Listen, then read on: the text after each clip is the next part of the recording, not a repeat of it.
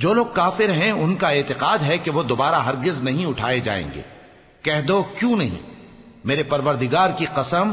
تم ضرور اٹھائے جاؤ گے، پھر جو کام تم کرتے رہے ہو وہ تمہیں بتائے جائیں گے، اور یہ بات اللہ کو آسان ہے۔ تو اللہ پر اور اس کے رسول صلی اللہ علیہ وآلہ وسلم پر اور اس نور یعنی قرآن پر جو ہم نے نازل فرمایا ہے ایمان لاؤ، اور اللہ تمہارے سب اعمال سے خبردار ہے۔ جس دن وہ تم کو اکٹھا کرے گا یعنی حشر کے دن، وہ نقصان اٹھانے کا دن ہے، اور جو شخص اللہ پر ایمان لائے اور نیک عمل کرے وہ اس سے اس کی برائیاں دور کر دے گا، اور جنت کے باغوں میں جن کے نیچے نہریں بہ رہی ہیں داخل کرے گا،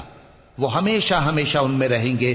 یہی بڑی کامیابی ہے۔ اور جنہوں نے کفر کیا اور ہماری آیتوں کو جھٹلایا وہی اہل دوزخ ہیں کہ ہمیشہ اس میں رہیں گے، اور وہ بری جگہ ہے۔